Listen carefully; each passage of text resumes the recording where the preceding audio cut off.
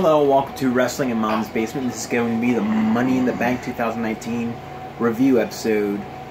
I, of course, Patrick Young, and gentleman to my right is my co-host, Joe Menuda. Money in the Bank kicked off with the Usos defeating Daniel Bryan and Rowan. I actually didn't get to see this match. Alright. The Usos defeated Daniel Bryan and Rowan for reasons I want to tell you about. Because 50-50 booking, yeah. Yeah, apparently... Wild card, bitches. No, apparently that they're now... Apparently, since they won, they're allowed to challenge for the SmackDown Tag Team titles as a Raw Tag Team. Because the wild card... I see someone that would learn how to count with WWE the past few weeks. Because apparently the Usos only count as one person. In the wild card. Not two. So there could be four people or teams. Right, but the teams only count as one person, not two. So the New Day could go over since they count as a tag team. Right, so all three could count as one person. Okay. Do you understand the rules now? No. Neither do I. Honestly, with the brand extension, either shit or get off the pot. I did that earlier, so since I got off the pot, you might as well go off the pot too. Yeah. Yes, and. He's still smoking in my bathroom. He's still storing up my bathroom. I will see him in July, fuck him. That kind of sounded like an Iron Sheik tirade. It did. I'll see him in January, fuck him. I thought I seen Angie last week. We'll get to that later. Yeah, you don't want me hurt. She's like a drunk up Dixie cart. She calls me darling, that's why. This is a good match. Usos are great. Bryan and Rowan make a good team. Bryan got pinned by Light. Yeah, that doesn't really make much sense. It was a good match. It was disappointing considering the four were in it. And with the lack of viable teams on SmackDown, I guess I don't know what I'm about to say. I was going to say with the lack of viable teams on SmackDown, you wonder why they moved the Usos then, but then again, that really don't matter. So forget about that. B-minus. Yeah. First, Bayley won the Women's Money in the Bank. I thought this Money in the Bank match was pretty good. A lot better than I thought it was going to be. Yeah. I thought all the girls worked very hard. They all got their spots in. They all took some stuff. And I thought there was very interesting spotlights, too, with specifically Bayley winning, obviously. Yeah. Naomi, who seemed to have who hit the most spots. Yeah. And even Ember Moon, who had probably actually had the move of the match with the Eclipse off the ladder. I called that. Yeah. Not the way they did. Yeah. Because she did it from a ladder outside the ring onto the towel, I believe it was. They probably didn't want her to do it too high. Yeah. For her safety. Right. It was Natalia, right? Yeah. Yeah, Natalia probably the only one that would know how to. Yeah, Natalia threw somebody out of the ring. Yeah, okay. And they sort of like stumbled over there. Yeah, Natalia would be the only one that would probably know how to catch her perfectly for So, yeah. Yeah, But yeah, overall, very good ladder match. Yeah, it was laid out really well, I thought. This was my surprise that night. Even with some awkward spots, not everyone got time to shine. There were good teases of possible winners. And the crowd was invested the entire time, so overall was a help there from the girls. I give it a B+. B+. Up next, Ray beats Mojo in like under 2 minutes to win the United States title, and then Joe destroyed him in front of Dominic. And Joe's shoulder was higher up than Ronda's. Which is a theme of the next few matches. By the way. Yeah, the officiating was terrible. Yeah, over the next couple matches were just god awful. Yeah. Some of them were planned, like this one. Right. Other ones were just still cage match. I'm trying to figure that one out. Yeah. I couldn't tell that storyline. The women's I don't think it was storyline because even Cole pointed. Yeah, that one. Cole pointed that out. The women were terrible too in the women's matches. Oh yeah. The one we get to later. Yeah. But yeah, I think this is more or less the story of Joe picks up a quick win at WrestleMania. Ray picks up a quick win here. Though I think Joe did legitimately break his nose. Yeah. But however, now after the match, Joe gets a little more heat back and starts calling out Dominic. Odds are that he's going to enter this feud physically soon. Yeah. But yeah, it was way too short to actually grade. Yeah, Ray got revenge with the quick win, but Joe's shoulder was clearly up. Leaving us open to a rematch in an overall well-done segment. No. Yeah. Up next, Shane McMahon defeat The Miz in a steel cage match. I didn't mind this match. I thought they told a good story in it, but I think it lacked any sort of drama. Drama or excitement. I do kind of cheesy, but I did like the clever ending though. The heels win. I thought the ending was clever. And the story with them seems like Miz is so set on just punishing Shane that Shane gets away. That Shane somehow slips away with a victory every time. Yeah. I saw Arabia needs a Shane match up. Yeah. They want Shane on the card. And hopefully their Miz... Actually, no, not there, because WWE will never actually mention it after it actually happens. So, Stomping Grounds, I believe, is the next pay-per-view. There you go. Or TLC, I heard, is being moved to June. And now all the fuck's going on. I know we have July. We know right now we have Extreme Rules. We might have Stomping Grounds. We might have WrestleMania 35 and a half. And hey, our July pay-per-view has been changed before. Right. I think we were originally supposed to get Bash of the Beach in 2009. Right. In Philly. And we got Clash of Champions. And another Champions. Yeah, Champions, yeah. Right, so it won't be the first time. We might have WrestleMania 35.5. Actually, no, that'll be Saudi Arabia. Because apparently Saudi Arabia is bigger than WrestleMania. Yeah. So we will have 35.75. It's probably because Vince is getting more money. Yeah. With least amount of work. Shane, for some reason, wins again. And those two, like, they continue as Miz. Got snatched a victory from the... Cost himself the victory again. The match was solid and told a solid, if unwanted, story now. I mean, it has to continue. Yeah. That part. I gave it a B-. C. Up next, Tony's defeated Arya Devar to retain the Cruiserweight Championship. I thought this match was just okay. It really wasn't anything to write home about, which kind of breaks up the trend of 205 Live usually has.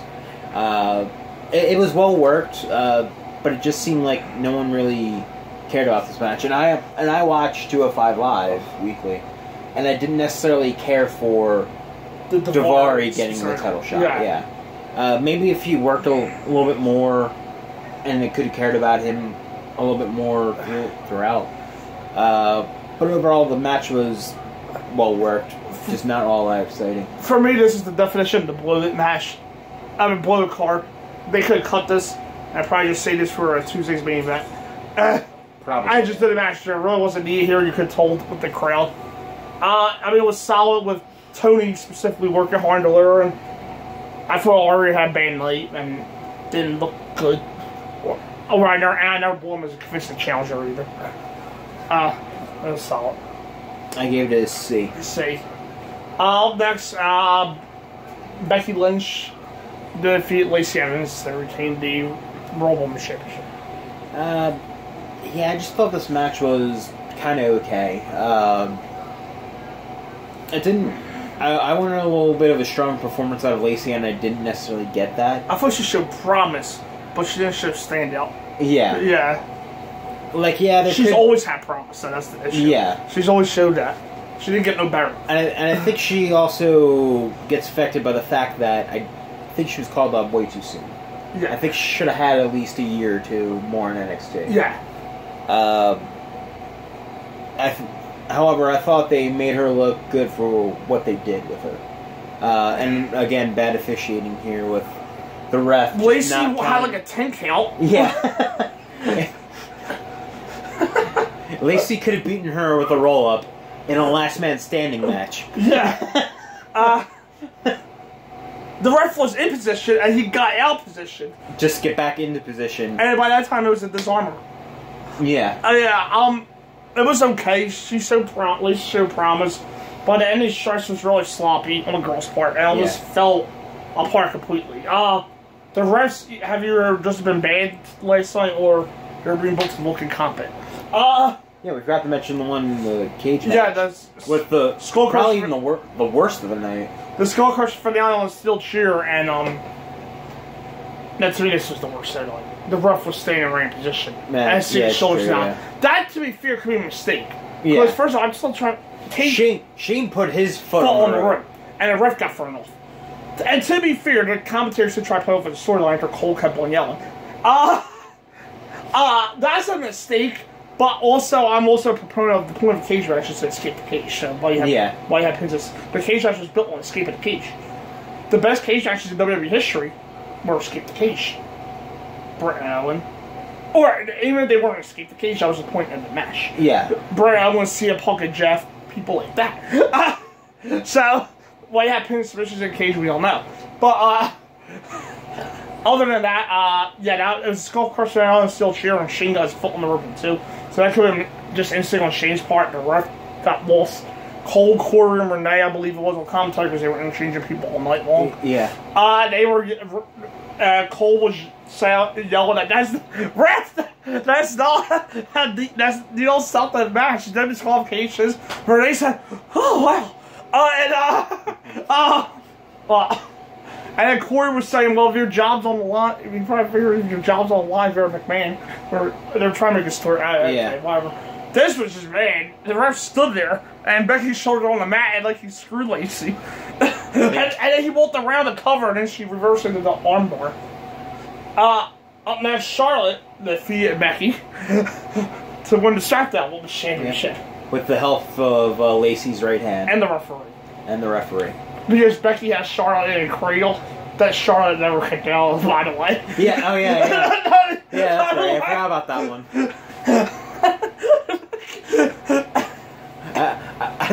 My fault. You get Becky and Lacey. Yeah, I think Becky just look out with that one. I gave it a C minus. C minus, yeah. For Becky and Charlotte, kind of disappointing for them. Yeah. I got the point that they're trying to work a story where Becky is exhausted by having to go through a match already. And Lacey literally only did one thing to her leg. A chop block. Yeah. They didn't work with it, just chop block. Yeah, just Becky was turned around, she hit her in the back of the knee. Yeah. That was all she did. But there was nothing. Yeah, but there wasn't really any additional work done to that. And even that, it didn't necessarily feel like Becky had gone through a war, at least. No, I never thought she was in danger. Yeah. Of losing Lacey. However, they had Lacey get some sort of heat back and have her cost her Becky her title, which kind of makes sense with what happens after the match. But overall, the match, I honestly wanted much better out of Charlotte and Becky. Yeah, it was an okay match with no shit finish to the ref. Now this one involved Becky cradling Charlotte, and the ref counted 2. And then he stopped counting, and Becky let go of the pin. And Charlotte never kicked out. Yeah. Now, to be fair, Charlotte's head might not have been fully in the game because of her dad having, I think, heart surgery or something today. So maybe her head wasn't fully there. I was playing the match. But, or maybe it was just the angle where she, like, lifted her shoulder slightly, and the ref was like, yep, she lifted it up. But then Charlotte hit the big boot that I think would have been a strikeout in baseball because she clearly missed Becky, and at the wind of Charlotte's feet. Or how about after the punch?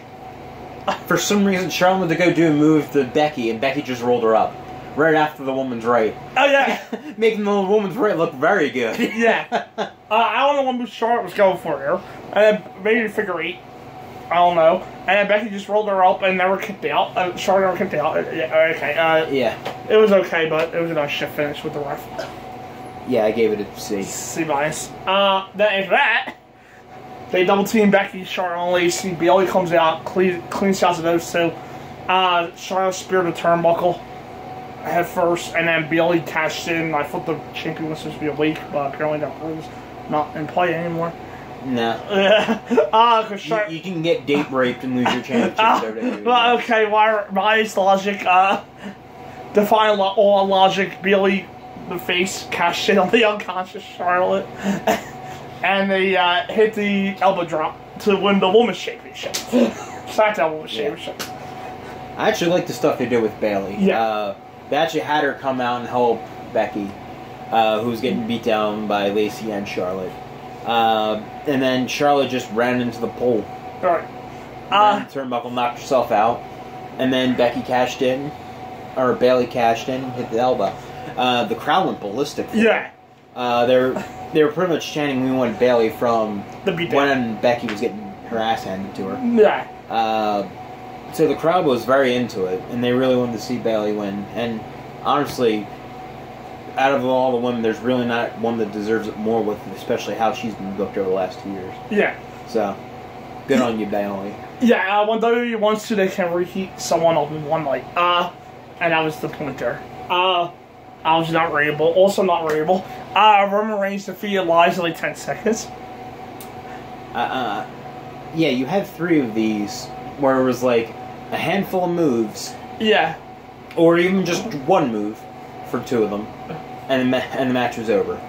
Don't blow that car. Don't do blow that cars, maybe? Yeah. For everything that's on Mania. Ooh. And especially with people, especially with 2 people who they consider their biggest stars, in Charlotte and Roman. Right.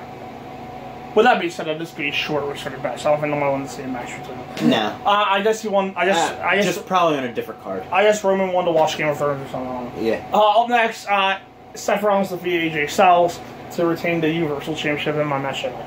My match of the night as well. I'm actually going to go as far as say it probably is the best match on the main roster this year. Yeah.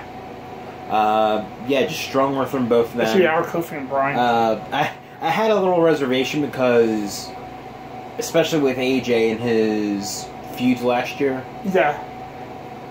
they were good with Nakamura and Joe. I just wish the matches were much better. But for some reason they just didn't coalesce, or maybe I I thought thought the Joe ones were good. I thought the Joe ones were closer than the Nakamura ones. yeah. I liked it. Well, no, I did like the last man standing match between AJ and Nakamura.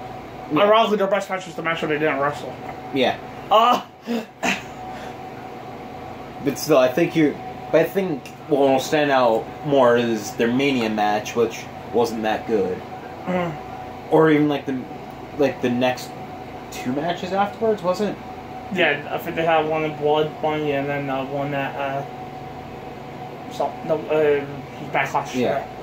And Joe and AJ ended up being more of a story than A feud. Yeah. Or a rivalry. Yeah. But this one lived up to the hype. Seth gave AJ a hell of a match, and AJ can truly deliver whenever he decides to, which is often. Yeah, it was excellent, and the best thing on the show altogether was the layout was strong up. It had good drama, and the crowd was invested. It also had that important sense of urgency and intensity that the card was lacking at this point. Yeah. It was a really great effort for their first meeting that left a lot. I still love feeling left a lot on the bone. And hopefully we get more to see if they can improve on that. With the windows, Seth got his run off to a strong start. Yeah, that curb stomp into the Styles Clash. Styles Clash was insane. Yeah. A+. A+. And the next, Kofi Kingston defeated Kevin Owens to retain the WWE Championship. Yeah, pretty good match. However, I think it got to the point where the crowd didn't necessarily, or was necessarily burnt out from AJ and Seth. Yeah. I thought Owens and Kofi did a fine job in this match. Nothing. It's going to be hard to top AJ and Seth, but I thought they did very well with what the story they're trying to tell. Yeah, it was a good match overall. Well, it was kind of an odd finish. Owens missed the swanton, got Kofi got his knees up, and then was just right into the Troll Paradise. Yeah. It kind of left the drama and intensity.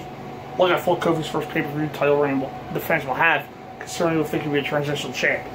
It wasn't bad anyway, I just never got into it or bought Owens possibly win, which is weird.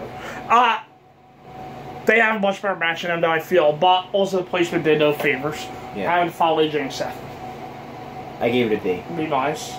And main event, Brock Lesnar won the Money in the Bank ladder match.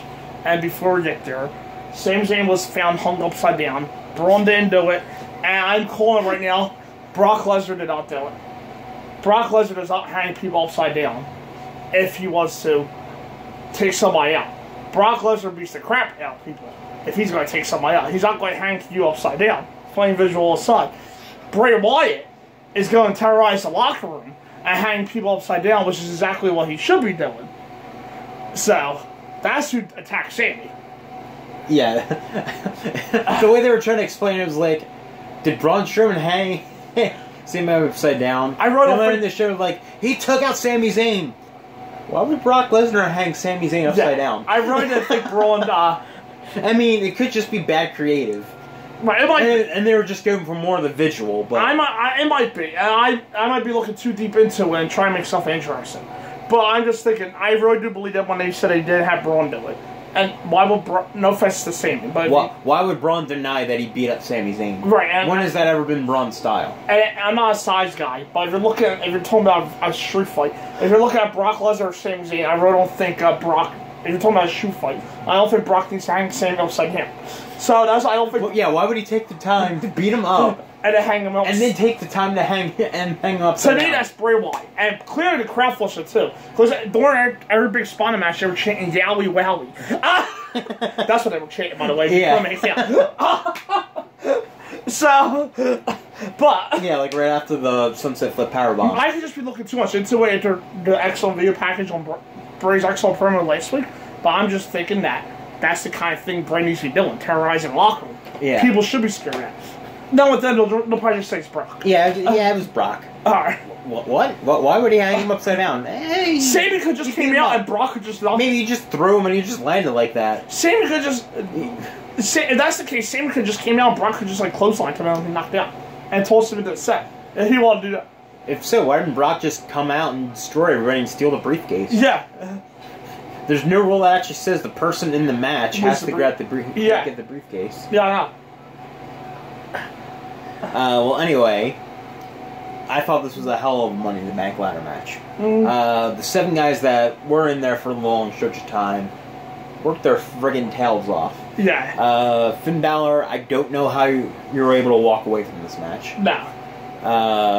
Landing that many times on a ladder on his back, especially when he bounced like 15 feet back in the air after that powerbomb.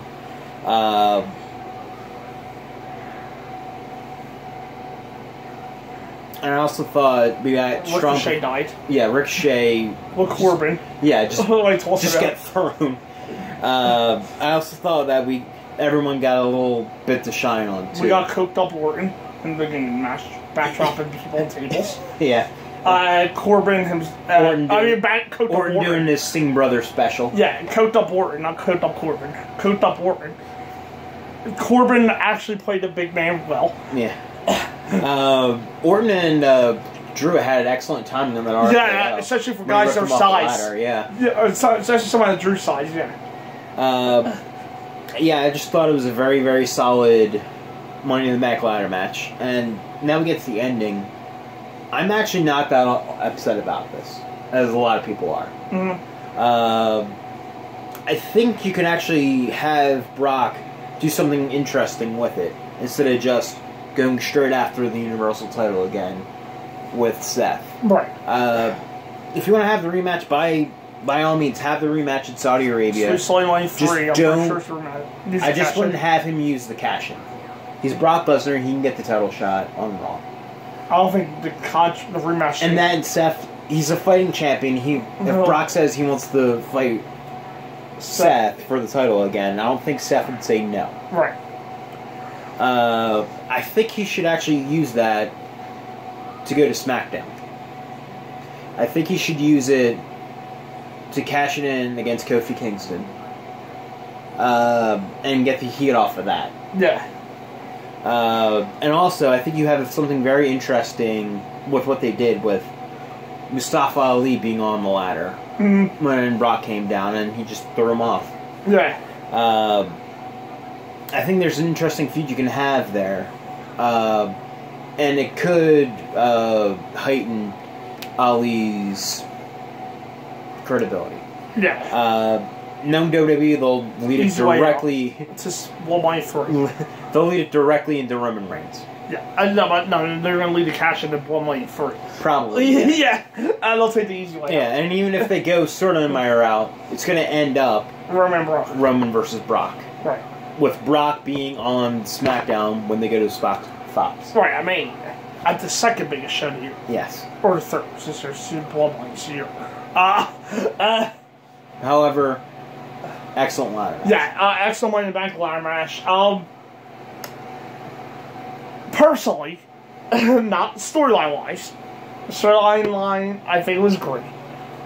Personally for the talent, thanks for killing yourselves on the European tour and taking a bunch of killer bumps. Because all the guys that should be future stars were killing themselves for Braun to come in and work for like 10 seconds. So thanks for that. All the band of it. Obviously, I love the end and the match itself. But talk from a real life point, so thanks for that.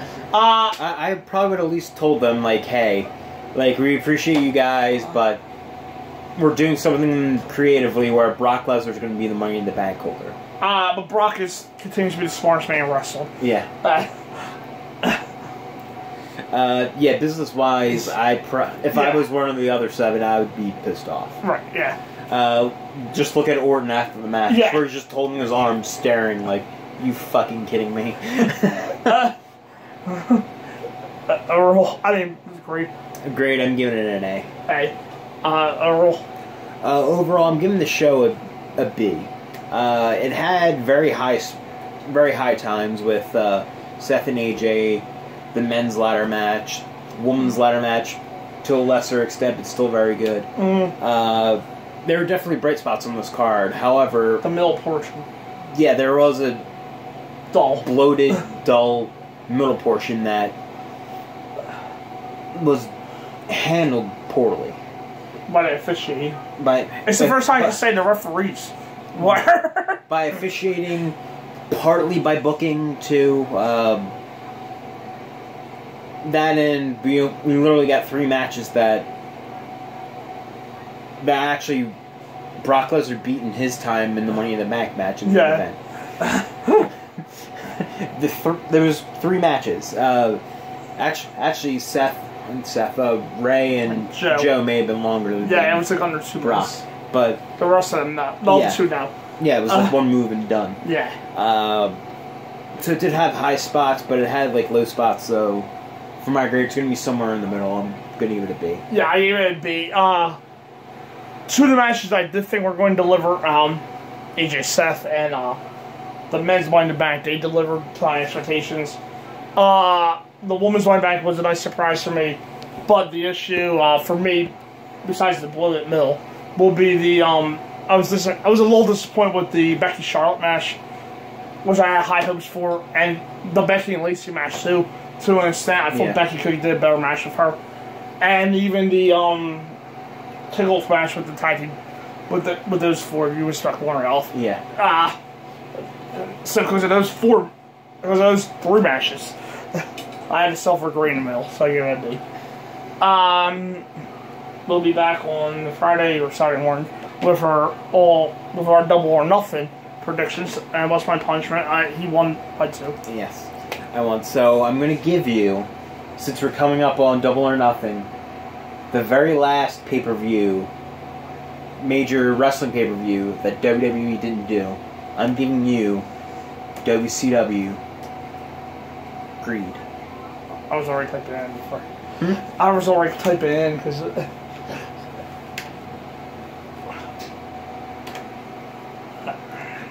I'm giving it to you blindly. I have no idea what's on this card, but apparently it actually doesn't have that bad of a rating. Yeah, so. No. Okay, we have a Jason Jet versus Kiwi match, which is very recommended, by the way. Yeah. Apparently. Looks like the second best match on the show. Yeah, second. Yep. WCW Cruiserweight Tag Team Title Tournament final match. ALX Skipper and Kid Romeo versus Billy Kidman and Rey Mysterio Jr. Sean Stasiak with Stacey Keebler versus Bam Bam Bigelow. Lance Storm, Mike Olsen versus Hugh Morris and Conan. Cruiserweight title match, Shane Helms versus Chavo Guerrero Jr., Chuck Palumbo and Sean O'Hare versus Totally Buff, buffed by Lex Luger.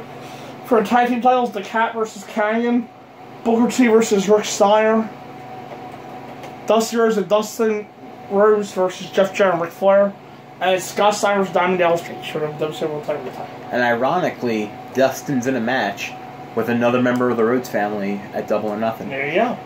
Oh, and the tagline also stood out to me too, which was "It's all or nothing, baby." Oh, there you go. So yes, I'll go going for up that. with Double or Nothing. And we'll be back on the weekend with our Double or Nothing predictions and Yes. and review. See you then. See you then.